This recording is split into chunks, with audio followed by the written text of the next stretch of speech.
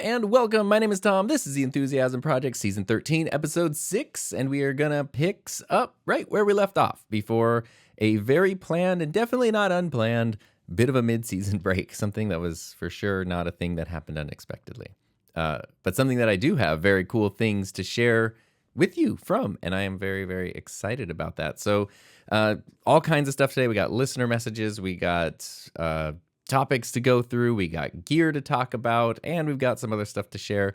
Before we can do any and all of that, of course, I want to focus on the thing that you're listening to me on right now, which is the microphone that I'm talking into in this week's Mic of the Week segment. So right now I am, if you remember, this season, these 10 episodes, I want to use 10 different microphones, one different one on each episode, so that way you can see. I have it written down over here. Because I couldn't even remember everything I used. So on episode 1, I used the Shure SM7B. Episode 2, I used the Shure SM4. Episode 3, I used the Rode Broadcaster. Episode 4, I used the Earthworks Ethos. Episode 5, I did the Rode NT1 Signature Series. And now, episode 6, I'm using the Lewitt LCT 440 Pure. The reason I chose this one, because I have 3 Lewitt mics that I really like, all of them. I have the 240, 440, and the Ray. The Lewitt 240 is, it's actually right here on the back wall behind me. It looks exactly like the microphone I'm talking into, except I have the white version. And that's actually one of my all-time favorite microphones because it's so affordable. It has an MSRP of $99. The 440 has I forget the exact MSRP, 220, 230, somewhere around there. Maybe even a little bit more than that. And I really love the 240 because it sounds amazing and it's affordable, and the build quality is exactly the same as the 440. You might have to spend a little more than $99 to get the kit that has a shock mount and the pop filter, which are things that I do feel are pretty necessary.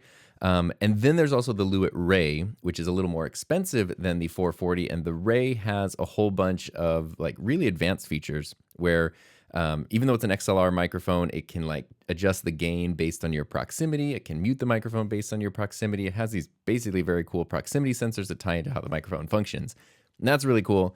It's very unique. I've never seen another XLR microphone that can do stuff like that.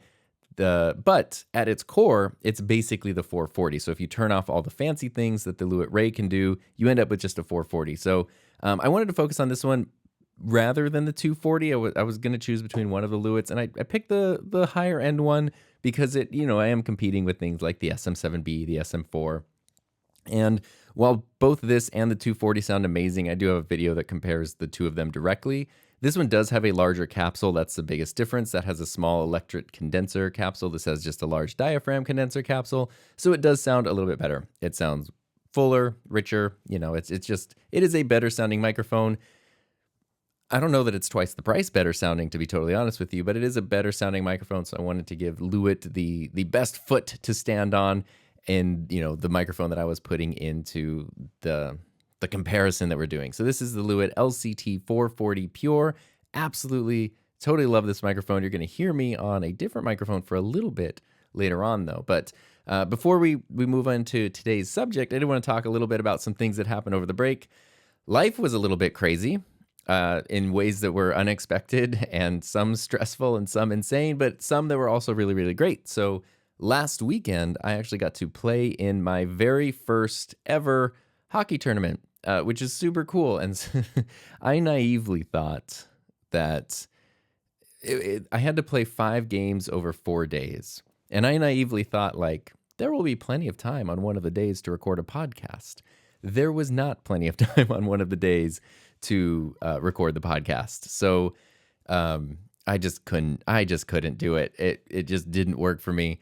And I needed to just sort of take a break to focus on surviving the tournament. And so I survived the tournament. I survived the 5 games in 4 days, and then ended up actually, including stuff I normally do outside the tournament, playing 7 games in 7 days. Today I'm so sore and like so much pain. If you don't know, I play goalie just in an adult league, not in a low-level adult league, not anything crazy, not anything near professional level. It's a non-checking league. There's no hitting. There's nothing like that. We're not supposed to be.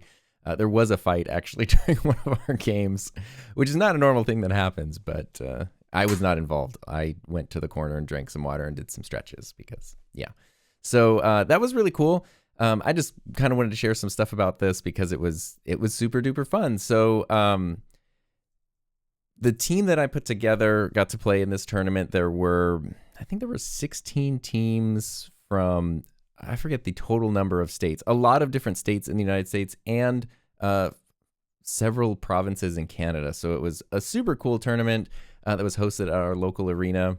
Really cool thing to be a part of, like different divisions and all that kind of stuff. It was absolutely amazing.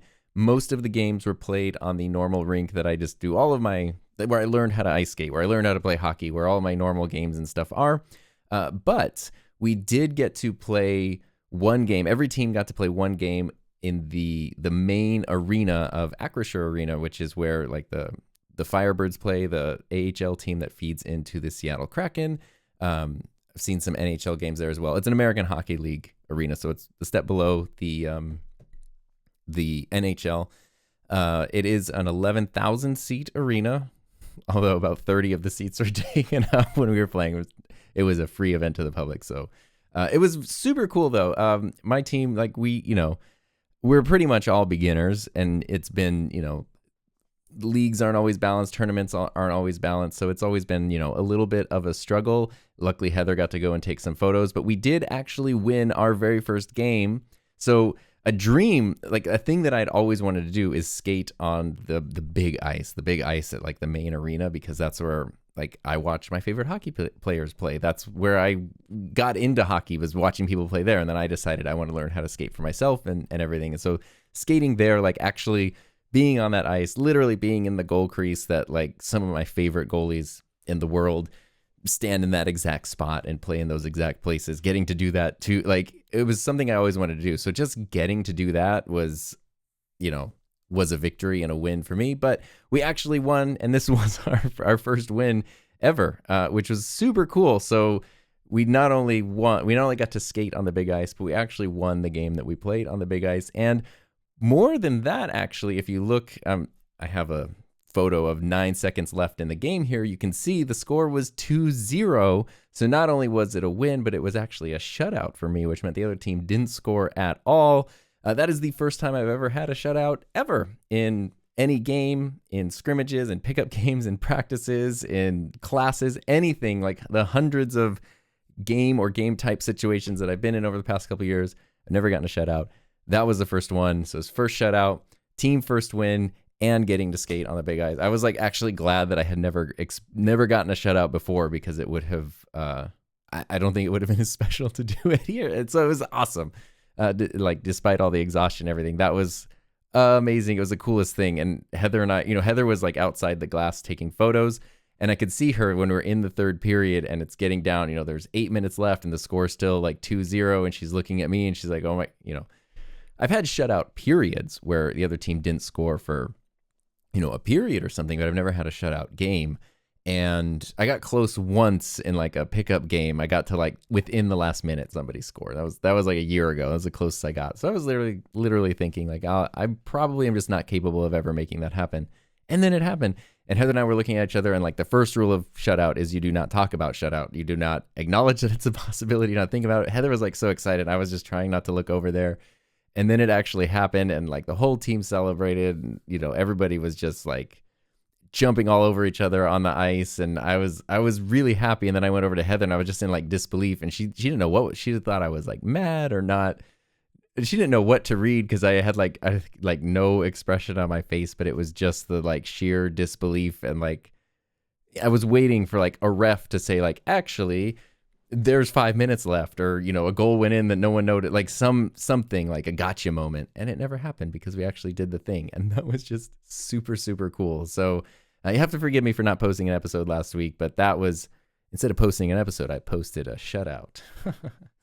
Yeah, but the thing is, I'm not perfect. That's the first time I've done a perfect game, which obviously wasn't perfect either. There's still mistakes in the game. It just came out with a perfect score. But the main thing that I wanted to dive into, the main topic with today's episode, actually has to do with perfection. We kind of touched on this 2 episodes ago when I was talking about the mistake that I made in a video where I kind of presented a podcast setup as not being perfect. I acknowledge like, hey, you might have this issue, you might have this issue. It was very much a more real world look. And some people are so accustomed to, especially YouTube videos and any kind of reviews or tutorials, almost being like such advertisements and such slick like home shopping network style things that it's almost like you can't comprehend when something like isn't totally frictionless or totally perfect, yet still something that a person likes and recommends. And that's, like, when is the last time you bought something, used something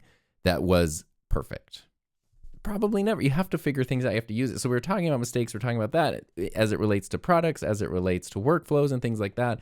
But I kind of wanted to dive in more even to people and the stuff that we make, and the idea that maybe we actually miss some of those mistakes, because this is sort of something that I think is interesting in terms of how like independent content creators and content creation has evolved over a number of years. Because, as somebody who got into video production at a young age, a long time ago, long before it was, even something you could share online, long before there was an online to share it on, the thing was always trying to get better, like using a high 8 camera instead of a regular 8mm camera, using mini DV, moving to digital at some point, like always trying to level things up. And then with YouTube, that just really kicked off once people could share stuff online. And then around 2008, 2009, those years when DSLRs could start shooting video, people were able to post stuff that looked, put a 50mm prime lens on a Canon 5D Mark II, and you got some really cool looking ultra cinematic footage that like regular people had never been able to capture before, because it looked so close to what people were doing in, like actual movies and actual production. And so speaking very broadly, video quality has leveled up a lot in the past 20 years of YouTube, because this is YouTube's 20th anniversary. And that's crazy. If you look at early YouTube videos from 2005 and you look at YouTube videos from 2025, even ones that are not geared towards like filmmaking and video production and trying to have the best quality, like even just a lot of, something people are filming with their phones and like a clip-on phone microphone, looks and sound amazing compared to how things were. And so in general, there's been that trend to level up audio and video, even on non-audio and video channels. And a big part of that was because of that DSLR revolution that happened when those cameras could do that. And I know that's a term that sometimes gets thrown around, but it really is true. Like, I think now we're far enough removed from it, 15 plus years, where it's just like, yeah, of course, a camera that looks like a photo camera, like the A7 IV that I'm filming this on right now, that's going to take high quality video. There was a time when that was amazing, when that was like mind blowing. And the reason that was so mind blowing is because those cameras have big sensors, whether it's a crop sensor or a full frame sensor. That was a way bigger image sensor than any camcorder. Like if you look at like a 3CCD camcorder, like the Canon XL1 or something, or a high definition camcorder, the sensors are so small compared to what was on these cameras. So right away, you're getting a totally different level of image quality, of low light performance, of resolution, all of clarity, everything. On top of the fact that then you can put high quality lenses. You don't just have to have the built-in camera lens. You can put a really nice, dedicated prime lens or something that has a very specific look to it and a very specific feel.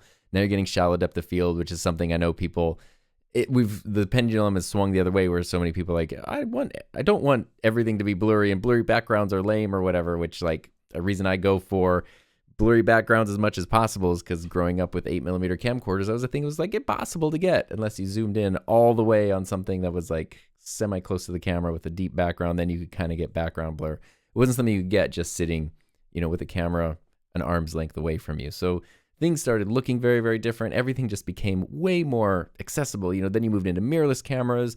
Resolution moved up past 1080 all the way to 4K. Phones became, any phone from the past several years now really outperforms, huge dedicated cameras from the past, and, creates amazing looking image quality. Even in audio production obviously got better. So the level of accessibility just increased a lot as well. It wasn't that you had to be super complicated. It wasn't the thing of like, here's the 5D Mark II, it can do video. You can sort of install Magic Lantern, which is this sort of like semi-legit third-party firmware thing that will give you some more controls over here. And you're kind of like, MacGyvering everything together. It's like, no, things are made to do this, and it's actually made to be a lot simpler and a lot more affordable. And now everybody can have really good audio and video quality. And because of that, people worked really hard, myself included, over the years to level up their audio and video quality and whatever they're doing, so that now you have stuff that looks really professional. I'm not talking about myself, but I mean, you watch a lot of, especially on, some larger YouTube channels, and it looks like broadcast quality, film quality, like industry standard quality. And people work really hard to, what was the thing? Actually, right now in the background, I have my drum stool here. Technically, I should probably not have that there. I should probably not be showing this little empty area. I should have maybe like a clean table with a little fake plant or something on there to like make everything perfect. I probably shouldn't have this cable draped across the desk. A lot of times people go to extremes to, have everything be just absolutely perfect. Like, we don't want a speck of dust. We don't want anything out of place. We want, like, everything is perfect. We're going to cut out every imperfection in the video, in the project we're making. We're going to re-record things. And all of that, a lot of that is done in the name of, making the highest quality thing possible, being as good as possible at the thing you do. I don't think there's anything wrong with that. I think that's a good thing. But in 2025, ironically, like, that perfection and that high quality is not always ideal the way that it used to be. As things have evolved, things have just sort of changed. And part of that, then, essentially my thesis here is that imperfections and little mistakes and little bits of humanity have more value now than ever. And, as things have leveled up in the past, one way that people were able to create higher quality things and more perfect things was to hire a team and to have a team. And now it gets to the point where having a team, it almost feels like it's this essential thing for a lot of people. Like, that's the next step, like you start making videos in your house, your apartment, a spare room, whatever. Then you get a studio space where now you're paying money to rent a studio space, and then you hire people to help you with that space. You hire people to help you make your videos. Now you have a team, and now you're just an employer. Like, you tricked yourself into being upper management. Like, I don't know. To me, that's like, it sounds like one of the worst positions to be in, but that's not the case for everybody. But it is often seen as having a necessity because the quality is so high. It's like, it's tough to achieve that. Like, if you look at a Marquez Brownlee video, right, who, tens of millions of subscribers, super high quality videos. Like, he is kind of a benchmark of someone who seeks to have everything look and sound absolutely perfect. At the core of it, when you're watching the video, it's usually one person on camera talking exactly like I'm doing right now. But the thing that you're not seeing, which he's very open about, so I'm not like, oh, you didn't know. Like, he is very open about the team and the warehouse and the studio, the people. Even if he has, fingerprints in every part of the process, it's like there are people working on scripts and outlines. There are people working on production. There are people working on cameras. There are entire setups of videos where a team of people will set the thing up and he will show up and be the on-camera personality. That is different than, like, being the person fiddling with the cables behind the camera, trying to figure out the camera settings, then sitting down and trying to create it. So there's this level of polish and this level of perfection that, you can get close to as an independent individual creator, but it also, a lot of what we're seeing does become sort of this unreasonable, if not like unattainable benchmark for a lot of people. It's a good fit for some people. It's a good fit for some topics. It's not a good fit for other people. There's no, one thing that's very, very true about YouTube is there's no one way to do it. No one right or wrong way. But, it's that thing where people are really aiming for that glossiness, aiming for that perfection. And it makes sense to me that many creators would try to keep things as perfect as possible because that's something you see in traditional media, right? You see, whether it's a movie or a TV show, you see things done to a very high level. And doing that and creating things that look perfect and professional is a way to show care. It's a way to show professionalism. It's, if you just have a crooked camera and bad audio and bad lighting and you expect people to care about the thing that you made, like, that's obviously not the answer either. But that is a very different thing, especially when someone's working with a team that's maybe not as open as others about the team process. And it really seems like, they're presenting themselves like, I'm just a person making videos. And then it's like, well, you have a whole team of people helping you do that. Now you've set this unrealistic expectation. You know, it's like the old school example of being in like the supermarket checkout line and seeing the like all the magazines with supermodels and stuff on it, and people feeling bad about themselves. They don't look like the supermodel or the celebrity. And it's like, that supermodel or that celebrity doesn't even look like that. Like, there's a team of people on that photo shoot day. They might have, you know, dieted and exercised like crazy to be ready for that. There's photo finishing, photo touching, all this. Like, they don't even necessarily look that way. And now you're feeling bad because you don't look that way. And that's, you know, that's the thing that happens with creators, is they look at someone like, oh, look at the way this person is doing this thing. I want to make something that looks like that. And then it turns out, well, actually, like, they're not just a person making videos. Like, there's a whole team and there's a whole strategy, and there's tens of thousands, if not hundreds of thousands, in some cases, literally millions of dollars invested in doing that. And you're sitting there with like your mirrorless Sony camera going like, why can't I make the thing that looks like this? It is an unrealistic expectation. The person you're watching on their own couldn't make the thing that you're seeing. Like, and that, you know, some people are more open about those types of situations than others.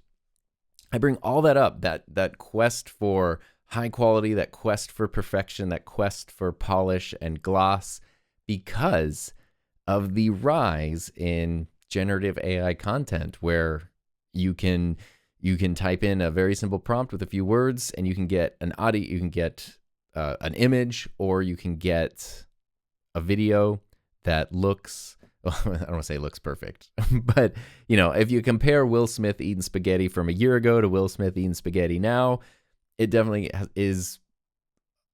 looks significantly more realistic. And, you know, like, it's just getting better and better every day. So when people first saw like AI generative video or images, and it was like, oh yeah, these are kind of weird, but like the fingers are weird and the hands and the whatever. And it's like, those are things that very quickly, like, we can laugh at those a year ago, but yeah, within 6 months, within a year, a lot of those problems get taken care of. And now it's like, the number of times, you know, if I'm just like browsing Instagram or whatever, and I scroll through something and I see like, you know, it's something like, you know, someone working with a sea lion or something pops up, and it's like, this just looks a little, something's tickling my brain in a weird way. And then you go to the comments and everyone's like, this is AI.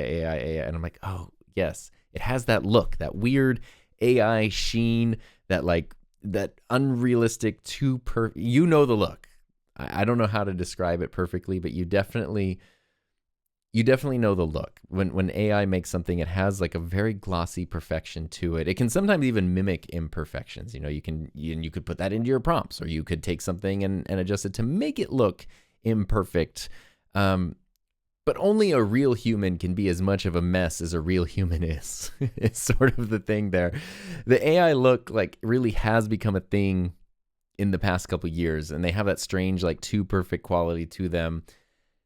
And on top of that, then AI tools have also made it easy to eliminate mistakes. You can just throw an image into something and have it touched up. You can throw your audio into something and it's going to sound better. You can throw your video or your audio into something that's going to cut out all your filler words, cut out all your mistakes somehow. So that line between AI perfection and like the human striving for perfection is just going to keep getting blurrier and blurrier. But as people who typically live as humans the whole time we're alive, like you only experience yourself as a human from the beginning to the end, we are very used to what imperfection looks like. And even if you can't 100% identify it, you can kind of hone in on when things don't look right, and when things have that kind of like, even if it's like if you've seen like a staged, you know, I don't know, a staged movie blooper or something, where it's like, oh, I think a movie could have a blooper like that, but this doesn't seem like it's there's something in your brain where, like, even though this checks all the boxes of what would happen in a blooper situation like this, something's off, and this doesn't feel like it doesn't feel like an actual blooper. So all that to say, everything I just covered, the development of skill sets, the rise of AI, the merging of these things, I'm genuinely wondering, in today's day and age, when it comes to content creation, if being imperfect is really the perfect thing to do, is embracing your humanity, embracing your mistakes, not advocating for low quality, not advocating for, non-professionalism, but it is okay to be professional. It is okay to work towards that, to build those skill sets, to showcase those things. But maybe it's also okay to be human. So that has more to do with than just like being authentic, because I think when it comes to especially solo creators, and that's really the group that I'm like super passionate about. When I post a mic review and someone tells me about how their like movie production team would never dare use this microphone or whatever, it's like, I don't care about that. I care about the individual person who's trying to navigate and figure this stuff out and do the best they can. Usually it's like a one person thing. To me, I don't know. That's just the person I care about, because those are the people that have voices that they've never had before. And, it's only gotten easier to have that voice throughout all of human history. And, if someone wants to work hard to do the best they can at that, that's something that I really care about. So letting that humanity show has, I think, more value than ever before. It's not just being authentic. Like, I'm just being myself on camera. If we meet in person, I'm going to feel like the same person. That's important too. But being human on camera is important. And mistakes, like, what does it look like when you're being human? Like, what does that actually look like? Mistakes have a relatability to them. And it's almost like, I mean, I'm not saying you have to do this. Everybody's, say you're someone like me who has a setup, or, a couple different setups that you use for most of the things that you make. And maybe it's a talking head thing. You have a background, you have a space that you film in. A lot of people will put stuff in the background. They'll put things on shelves. Something that I've personally always liked about the space that I make my videos in is it's a space that I do stuff in when I'm not making videos. Like, I use the things, like I play the guitars, I use the AV equipment, I move things around. Like, it's not just like a set that doesn't get touched unless I'm filming something. Not that there's anything wrong with that, but I like that. I like that reality to it. And like, I like that my my drum stool's here because I was playing the bass earlier and sitting on that drum stool, and it's now in the corner of the frame. I could probably make this corner of the frame look a little bit better, but even right here, like, this area kind of does bother me. If you're just listening to this, there's an area in the frame that's just sort of like stuff. And what it is on the side of my workbench, I sort of have these there's like a pegboard built into this tool chest thing. And I have basically it's like there's pens, there's some adapters, there's like all the stuff that my desk doesn't have drawers. It's all the stuff that would probably normally be in like a desk drawer or something. It's just kind of right there. But when I'm at this camera angle, it's always just right there. I've tried to hide it, but it's like, like sometimes I need pens when I'm here doing stuff, and that's where my pens are. That's just, it is what it is. Like, and even a struggle that I've had over the years, like, even with that in mind, is not trying to hide that, but like working in a space, especially not just doing YouTube full time and doing podcasts and all that stuff, but when I was also teaching and then teaching online. So for a while, it was like, this was the space that I did all of my YouTube stuff, which was in and of itself a full-time job, but I was also teaching online, like, during the first year of the pandemic, year plus of the pandemic. And it was like, this is where I do my full-time, like, paid job and my full-time YouTube job. And then trying to film things and present things in a way that like made it look very, very, almost like a set, like a thing that is, perfect and polished and whatever, versus the chaos that it actually was, which is why, like, when I do studio tours and things like that, I don't hide the mess of cable management, even if I try. Like, I did a whole video not that long ago about redoing this desk setup that I can do these podcasts and things. And I'm like, oh my gosh, my cable management's so much better. Basically because there's not cables on the floor. If you look under the desk, there's still the whole like Tingletown of cables, but it's just more it's just more practical, and not hiding the fact that, like, yeah, I need to have a cable laying across. Like, sometimes that is something as simple as, like, if you have a notebook that has some notes while you're recording a video, you have the temptation to sort of like, I'm just going to put my notebook out of frame. And when I need a note, I'm going to bring it in, put it out of frame, bring it in, put it, versus just have the notebook there. Like, have the notebook in a place where people can see what you're doing. And that's the kind of thing that, like, an AI, not that it couldn't, duplicate these things, But the idea that you can let your seams show, you can sort of, you wouldn't want to do this in a short film sense where it's like, the boom mic falls into the frame and ruins the immersion. But for content creators, especially independent content creators, doing the best you can, but not being afraid to show that you are a person doing your best, figuring it out, working within constraints, that makes you more real and more relatable. And I think those are very, very important things because mistakes have that relatability. I'm not saying like leave in bad takes or waste people's time. Like if you're trying to say something in a video and you need to restart the line like 20 times, don't just leave in the 20 mistakes because that's going to be weird and a waste of time. But it means you don't have to, I've stuttered and stumbled multiple times in this episode as I've tried to say stuff. I could take this into an editor, cut all those things out and make it perfect. Or I could just leave it because I'm a person trying to put my thoughts together. And I still feel like even with those mistakes, the clarity is still there and the points I'm trying to make, go. It's like, it's okay if your space is a little messy. It's okay if your video is a little janky sometimes. It's like, it's not even just that it's okay. It's that I think that actually in a world where people really try to present the best sides of themselves, there's AI creating stuff that looks too perfect. And then people are using AI to make their attempt at perfection even more perfect. I feel like there's genuine value in not having that, in being imperfect, in being human, and in just being just a normal freaking person trying to make stuff. I feel like there's more value in that than there ever has been before. And that's something that I just feel like based on conversations I've had, things I've read online, things I've felt myself, maybe people would like that reminder. So that is, I don't have a slogan like that's the way I see it or whatever, but that's the thing that we're talking about today. The way I can get around that is to play a song as we go into the to the next segment. Talking about channel check-ins. Let's see. So we're talking about being a content creator. We're talking about those imperfections. What are some things that I, a very imperfect content creator, have been working on now? The video that just came out is the YOLO Box Ultra one, which is very, very cool. I mentioned trying to work on that, getting it done. I actually put that video out.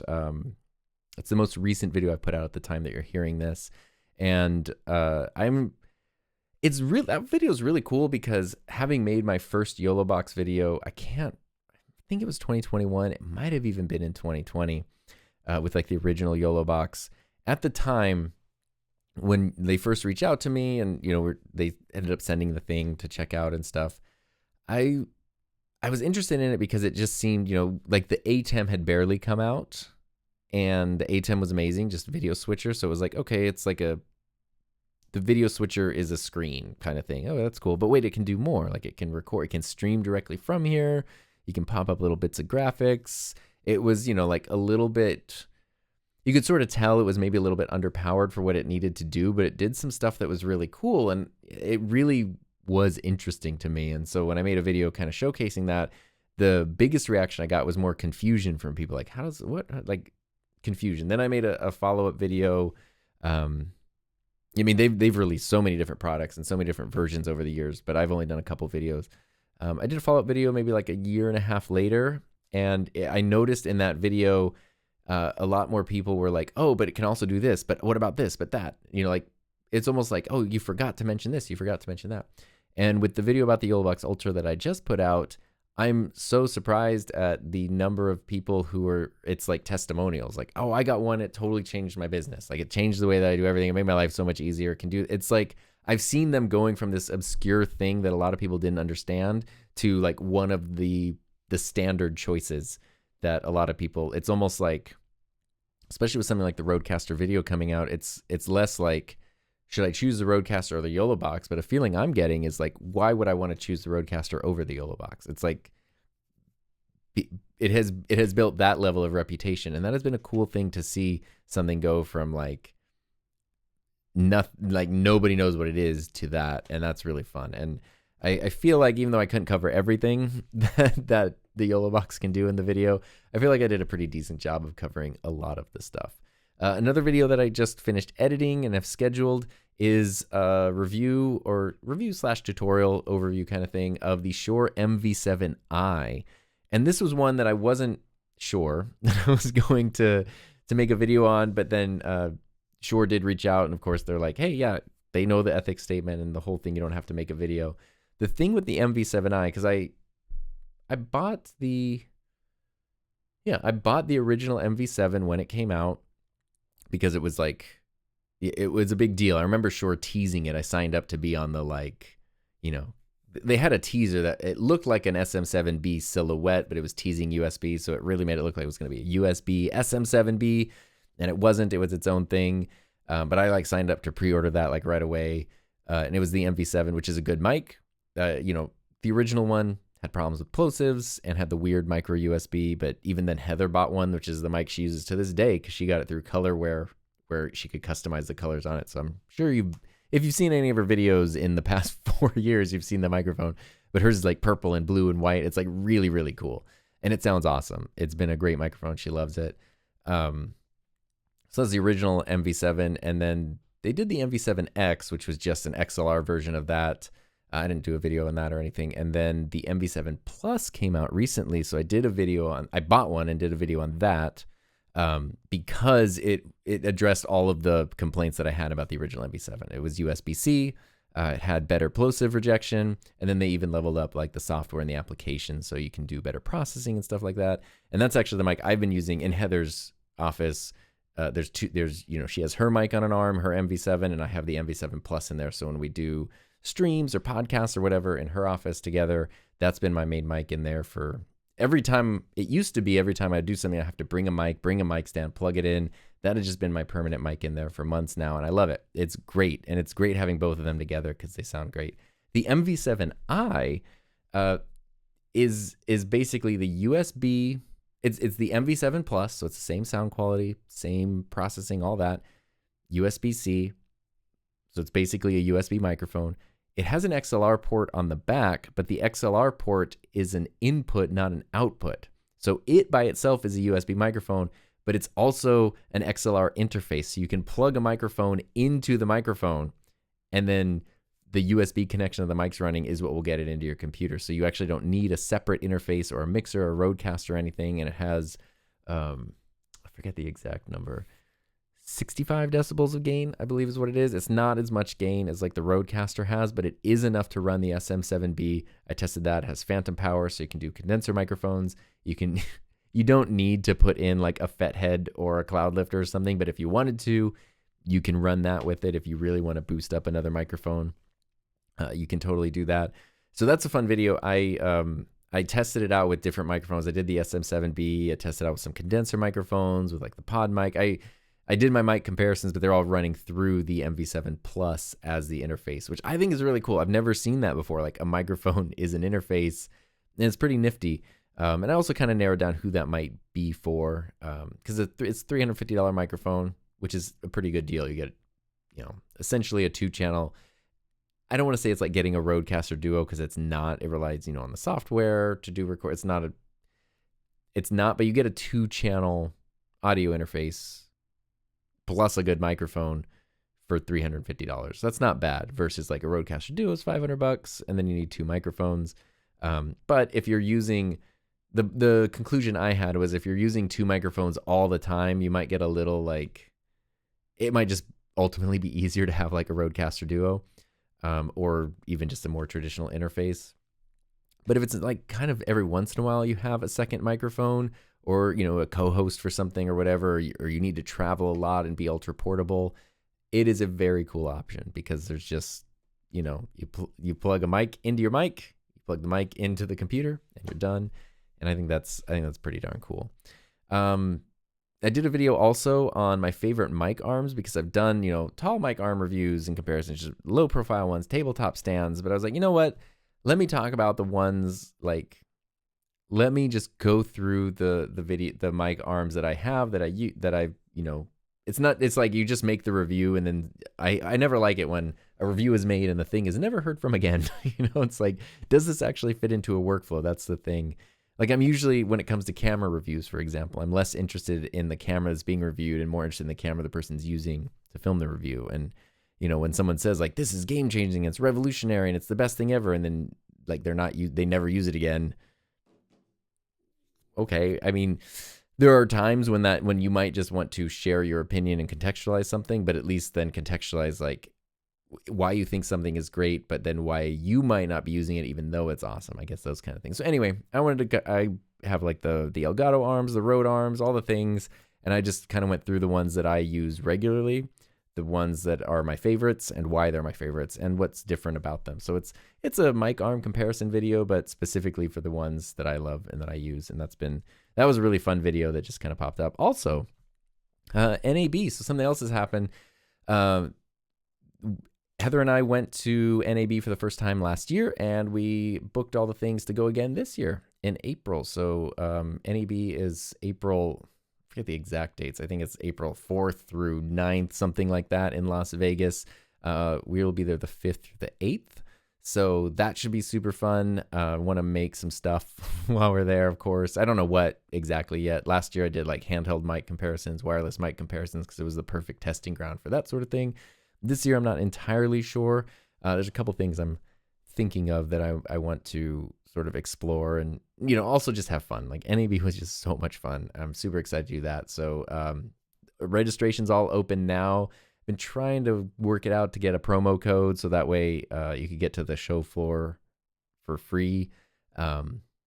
And they just haven't gotten back to me yet about that. So hopefully they did it last year. I think their system changed a little bit this year, so I don't know if it's as easy to do that as it was in the past, but that was cool because, it's the admission's not terribly expensive, but $0 versus some dollars is always nice. So now speaking of gear, let's talk about Gear Spotlight, something that I made a video on a little while ago, which is the Hollyland Lark M2. This is not the new one. This is the one that's been out for a while. It's still barely a year old. Like, it is still new. I bought this because so many people had talked about it. I got it a couple months ago, and I love it. Like, I completely get the hype. Since I've bought this, like, both Rode and DJI have come out with their own compact mic systems. I did a whole video about that. So you can kind of figure that out. I still think there's a huge place for this, especially the M2, not the M2S, the new one, which is great in its own way, or it seems like it. I haven't used it. It seems cool. But I prefer this one. There's different configurations. The one I got is the one that has not just like the receiver that you can mount on a camera and stuff, but also has the USB and Lightning ones for your phones. It comes with all kinds of cool stuff. And I actually did set it up. So now you are listening to me on the Hollyland Lark M2, which I know is going to sound very different than the EQ'd XLR mic I was using. It's the, I hope my string doesn't mess up there. It's just the thing pinned to the middle of my chest right here. But I figured it'd be kind of fun, and I have it running as a USB mic. I just want to make sure these cables, I can take off my headphones for now. I just wanted to be able to, I'm talking about the microphone. I figured you might as well be able to hear it.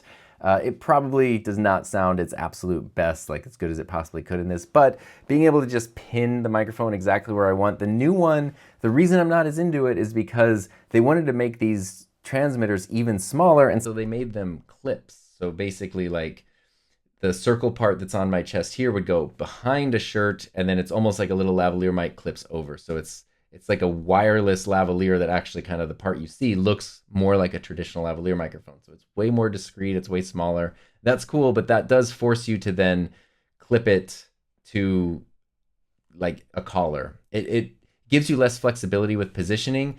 And my favorite thing about this is the flexibility. Since I can't monitor this audio, I am actually going to switch back. See, imperfections. Just for the sake of anyone who is listening to the audio only, I wasn't monitoring the wireless directly, but how small these transmitters are. You get two of them. This system too, like, I think the retail price is $179. I've never seen it for that price. I got mine for like 120 bucks. And so typically, even though the MSRP is higher than like the Rode and the DJI systems, which I do both also think are fantastic, kind of serve different purposes, the fact that you can usually get this, like the full combo kit with all the accessories and stuff for less than that, significantly less than that sometimes, I think just makes it such a killer deal. And with the new one coming out, I just happened to release the video. I think I told you this. I happened to release the video for this on the day that the new one was released and announced. Total coincidence. I have no idea. That's just a thing that happened. I had made the video like 3 weeks before and scheduled it, and it was just coincidence. And so a bunch of people are like, oh, this is the old one. You talk about the new one. It's like, well, first they're separate products. They kind of have separate designs, separate purposes. But I really think that there is the tendency to then go towards, we got to get the new one. The new one's better.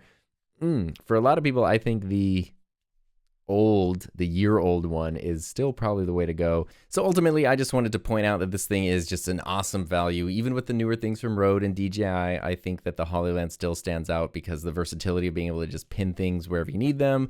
The price, it's the thing that I've found myself using most, even though I prefer the sound quality of the Rode. I prefer the Sony integration, the build quality of the DJI.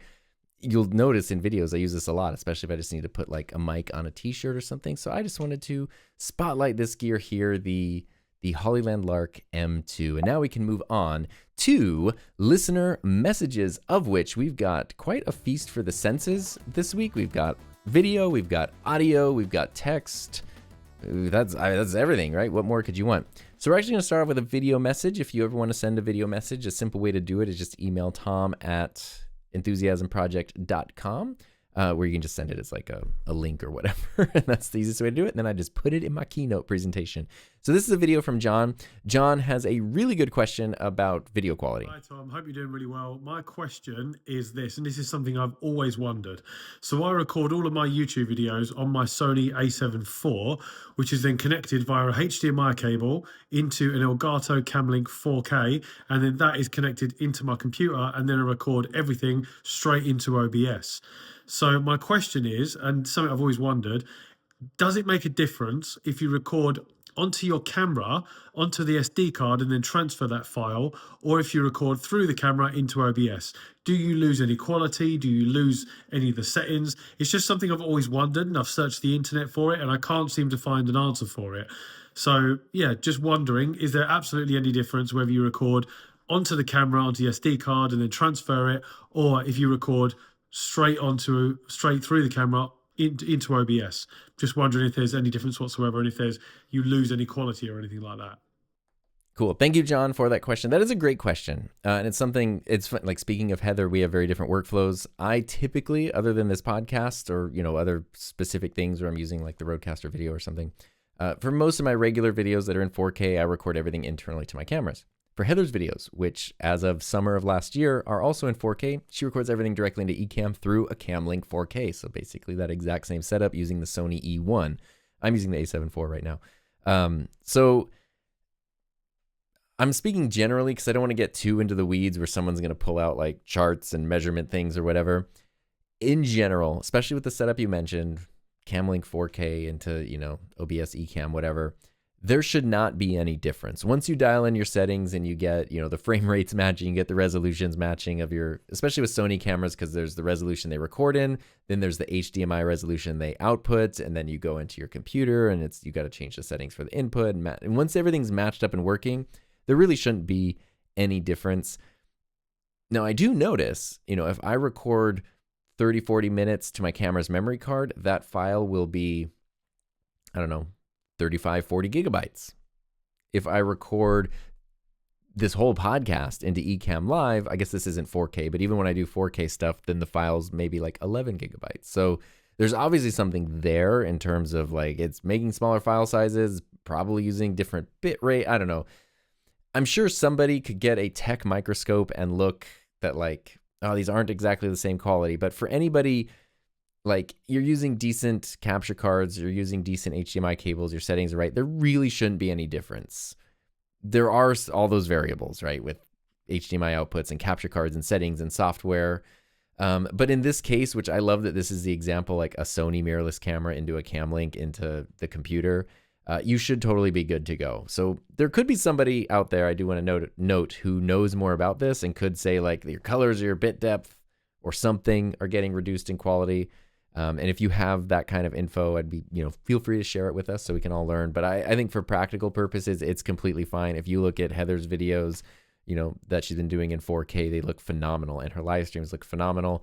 I can't tell any difference in quality between those and the ones that I record internally to the memory cards. The reason I do internally to memory cards is because I usually do multiple cameras, and multiple 4K switchers are, as we know, not really a thing currently. So it's just easier to just record internally.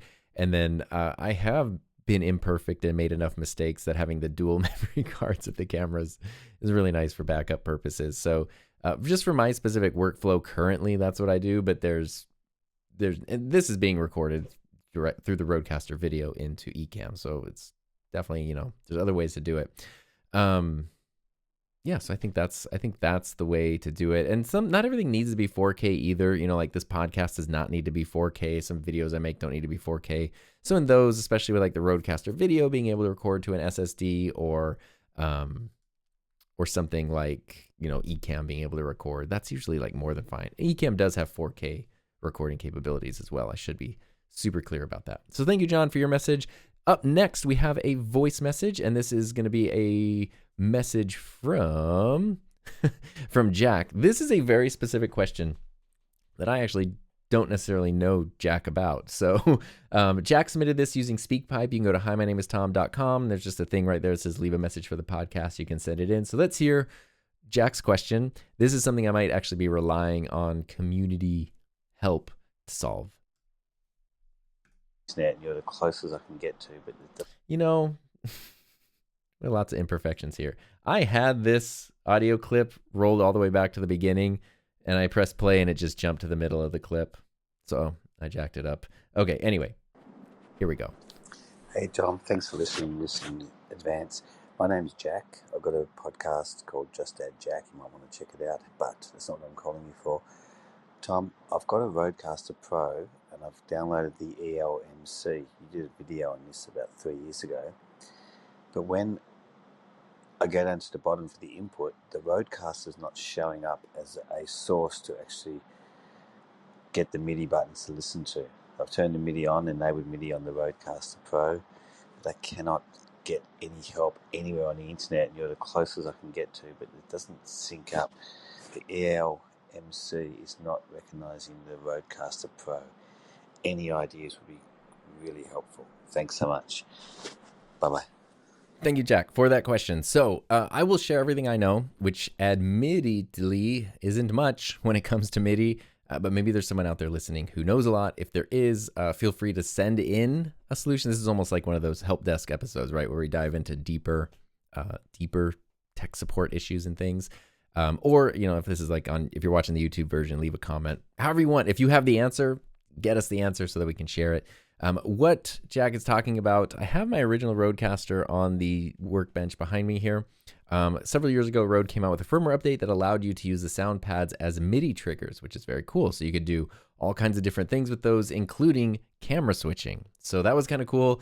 I tinkered around with it and did a video on it that showed that you could use the pads on the Rodecaster Pro to switch scenes in Ecamm, almost like a Stream Deck, which is pretty cool. Programming it, incredibly difficult, and it's something that it worked, and it was a cool proof of concept for me, but it was such a slog to figure out that I just never wanted to deal with it again. Fortunately, though, Rode did really embrace the fact that people liked that, and when the Rodecaster Pro 2 and the Rodecaster Duo came out, they actually incorporated MIDI a little more natively and a little more functionally. So something I will do, which, Jack, sound like you've scoured the whole internet, so this is probably something you've already seen, but just in case it's not, is in the show notes for this or the description for this, I will put a link to Rode's user manual on using MIDI control. So this is everything on how to use MIDI control. They cover using it with DAWs. They cover using it for switching scenes and cameras and streaming software. They kind of cover a little bit of everything. And this is this article that I'm looking at, which is currently on their website still. A lot of it is geared still towards the original Rodecaster Pro.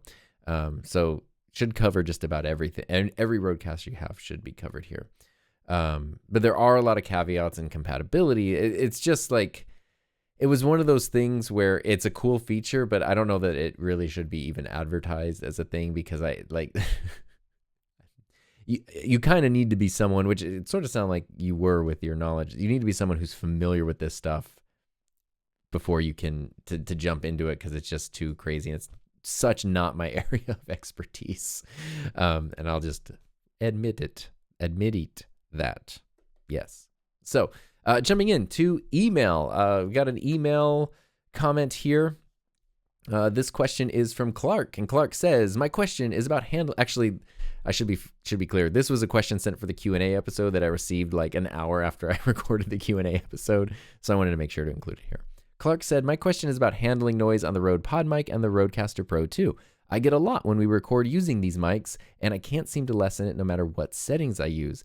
I see loads of podcasts that use these mics, and people are handling them during the recording, and there's no noise picked up. I've tried several different XLR cables, but always have issues regardless of what PodMic cable and port I plug into. Any suggestions what I could be doing wrong or how I could eliminate handling noise?" This is a really good question because it can be frustrating. I'm glad you troubleshot everything, including the cables, because that's always the first thing when you're dealing with a mic where things are sounding weird. Sometimes just a cable being loose or a cable being funky can really be the culprit for that. So I guess I should be clear. When talking about the PodMic is definitely not meant to be a handheld microphone. It can be handheld. And I could reach over and grab a PodMic real quick. It has a yoke to it. So sometimes when you see people holding these, if you hold the PodMic by the microphone body, it's supposed to have built-in shock mount, shock rejection. I found that to be a little bit iffy. And if it's mounted, it's a mic that really is meant to be mounted on a boom arm or a mic stand or whatever. If you're grabbing the mic body itself, it has nowhere near the shock rejection as something like the Shure SM7B does. The yoke that is built in and attached to the mic does help reduce some of that. So a lot of times you'll see people, if they're holding a pod mic by hand, they'll be holding it by the yoke kind of as like a makeshift handle. And that definitely does help a lot, but it's still going to pick up some handling noise there.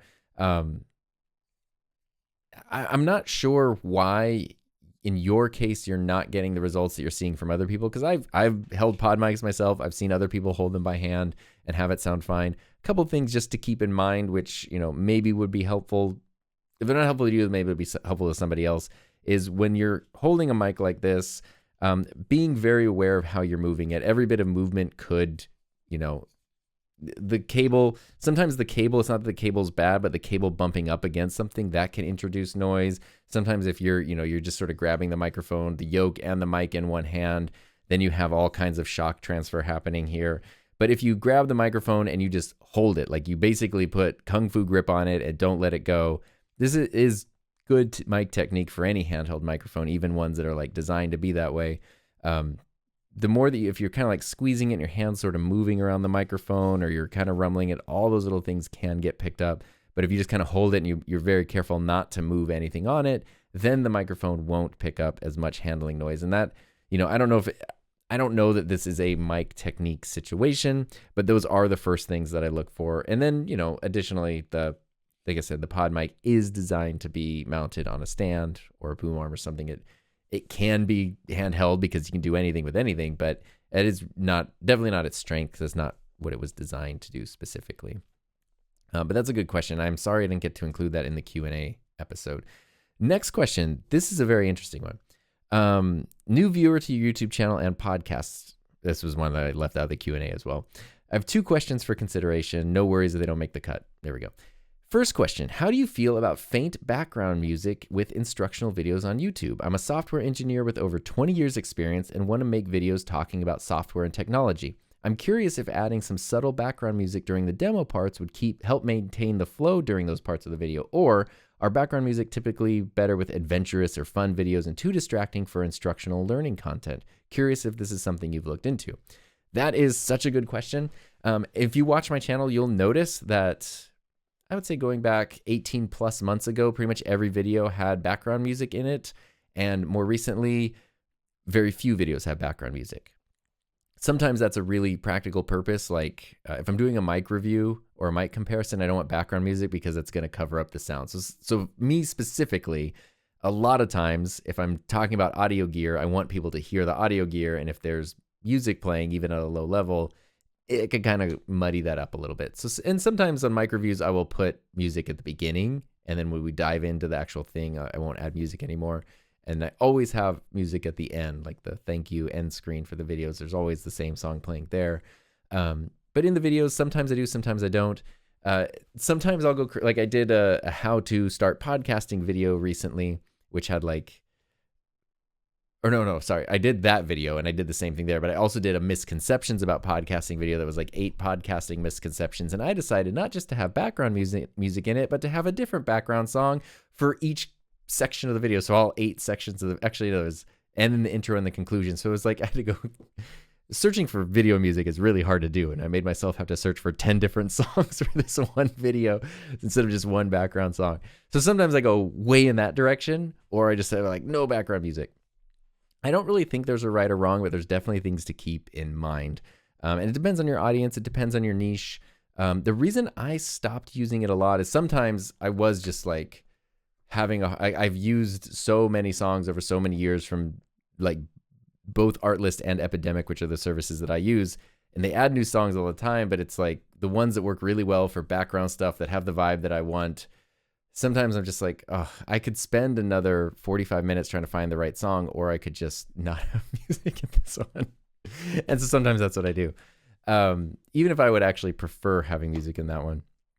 The other thing though is Heather, who's just come up a lot in this video. It's almost like I like her or something. She watches a lot of content at like faster speeds at 1.5x or 2x. And if you have background music and if you have background music on when the video is being sped up, the background music can then sound really weird and get distracting. That was something that my initial thought of that was, well, if someone wants to, like, I'm not making my video to intentionally be enjoyed, to intentionally be viewed at double speed. Like if someone wants to do that, that's fine. But like I'm making it to be watched and listened to the way that it is. And that's what I want to focus on. So if I want music, then I'm going to have music. If that sounds bad because someone's trying to blast through the video, well, so be it. But, it is something that, especially when you're doing educational content where people might, they want all the info, but maybe they are on a time crunch or something. I try to keep that in mind. But the thing I noticed, so that was a big reason why I stopped including music a lot, was I was thinking of people watching at higher speeds and the music sounding strange. But what I noticed with myself was I would watch long videos, like sometimes 45-minute videos or more that had background music, and maybe I'd even be watching them at a slightly higher speed, and it didn't bother me at all. And if anything, I actually like the music because it created a tone, right? It creates a vibe, it creates a feel. And so I have been more recently incorporating music a little bit more back in because it does, that's the kind of the point, right? It does help create a feel. It does help create a tone and a vibe that, maybe you want. And so I do it on a case-by-case basis. I don't think that just because something is educational means it shouldn't have music. I just, the music obviously shouldn't be distracting. If you know for a fact that 90% of the people that watch these videos are going to be watching them at higher speeds, that might be worth considering not including music. But otherwise, it's kind of, what's up to you. The last question you had a second question though, which is what's the story behind the Enthusiasm Project name? And that's a funny one. I had to have told this at some point, but that used to be the name of the YouTube channel. And the original idea of the YouTube channel was that I wanted to do almost like short documentary pieces on people who were spending their time, because I believe time is your most valuable resource in life, and you don't have infinite amounts of it.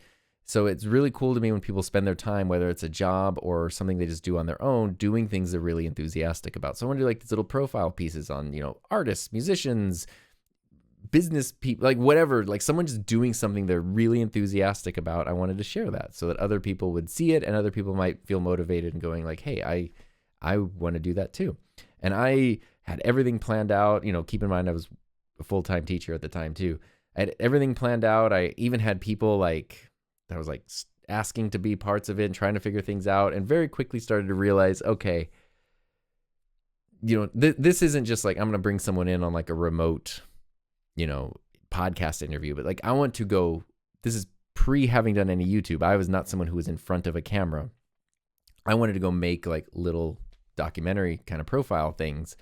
And the logistics just got to me of trying to schedule stuff out. It was like I could make one video every couple of months, maybe.